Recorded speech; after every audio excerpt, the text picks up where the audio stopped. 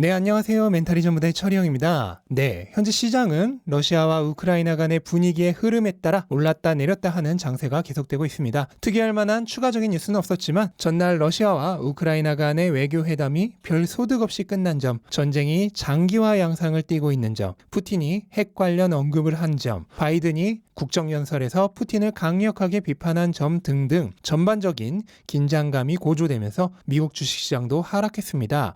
근데 현재 시장에 굉장히 특이한 현상이 일어나고 있는데요. 안전자산 선호 심리와 위험자산 선호 심리의 공존입니다. 대표적 안전자산인 금값이 1.7% 상승해서 결국 며칠 전 기록했던 최고점을 돌파했고 온스당 2,000달러 돌파도 눈앞에 두고 있습니다. 또한 채권 가격도 상승해서 채권 가격과 반대로 움직이는 채권 수익률은 장중 한때 1.7% 이하로까지 하락을 했습니다. 이런 현상은 모두 지정학적 리스크 증가로 투자자들이 안전자산에 몰리고 있다는 증거죠. 하지만 반대 현상도 함께 일어나고 있는 괴이한 현상이 나타나고 있는데요. 바로 대표적 위험자산인 암호화폐가 같이 오르고 있습니다. 비트코인은 5일 만에 무려 20%가 넘게 오르고 있고 다른 알트코인들도 함께 오르고 있는데요. 금이 2월 한 달간 약 7% 상승했던 것에 비하면 엄청난 상승세입니다. 이런 현상은 주식에서도 같이 일어나고 있는데요. 어제에 이어 오늘도 상대적 위험자산으로 분류되는 나스닥이 안전자산으로 분류되는 다우보다 선전을 했습니다.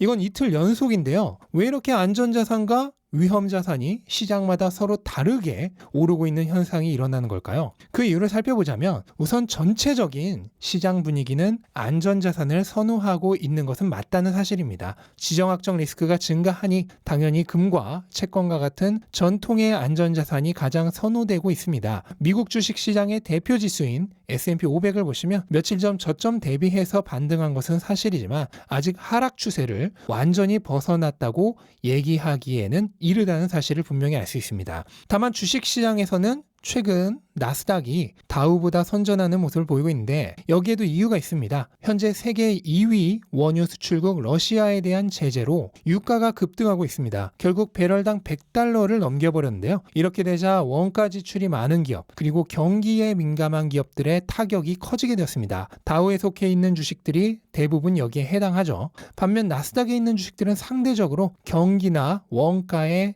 덜 민감한 기술주들이 많습니다. 하드웨어 기업보다는 소프트웨어 기업이 당연히 원자재 가격이나 유가 상승에 따른 피해를 덜 볼 것입니다. 또한 채권 가격 상승으로 인해 채권 수익률이 하락하고 있는 것도 나스닥이 상대적으로 강한 이유입니다. 여기에 대해서는 하도 자주 얘기했기 때문에 오늘은 생략하도록 하겠습니다.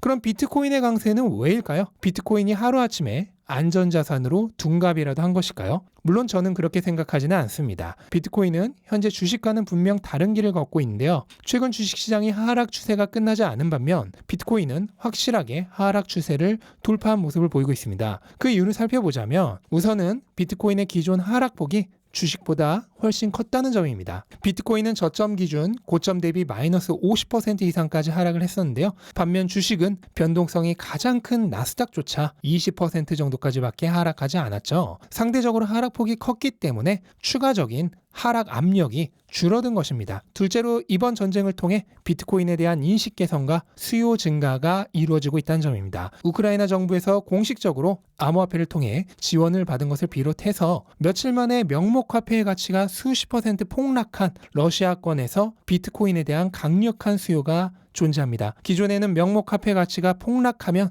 금이 가치를 지켜낼 유일한 수단이었는데요. 전쟁이나 태풍, 지진과 같은 긴박한 상황이 오면 금은 언제든 파괴되거나 약탈될 수 있고 가지고 다니기도 힘이 듭니다. 반면 비트코인은 가지고 다닐 필요가 없죠. 인터넷만 되는 곳으로 도피를 한다면 언제든 전 재산을 되찾을 수 있습니다. 마지막으로 고물가 현상이 쉽게 꺾이지 못할 것이라 보는 예측 때문입니다. 현재 미국의 생산자 물가는 1년 만에 거의 10% 가까이 올랐는데요. 이런 상황이면 원래는 연준이 강력한 긴축 정책을 펼쳐야만 하는데 시장은 지정학적 리스크 증가로 연준이 강력한 정책을 펼치지 못할 것이라 예상하고 있습니다. 그렇게 되면 고물가 현상은 앞으로도 지속이 될 수밖에 없고 기업들의 지출 증가는 더욱 심해질 것입니다. 이렇게 되면 주식은 상대적으로 매력이 떨어지게 됩니다. 반면 물가는 오르는데 금리는 강력하게 올리지 못하는 상황이 계속된다면 암호화폐의 매력도는 상대적으로 증가합니다. 왜냐하면 상승하는 물가로 인해 하락하는 명목화폐의 가치를 암호화폐는 원가 지출 증가와 같은 장애물 없이 그대로 흡수하기 때문이죠.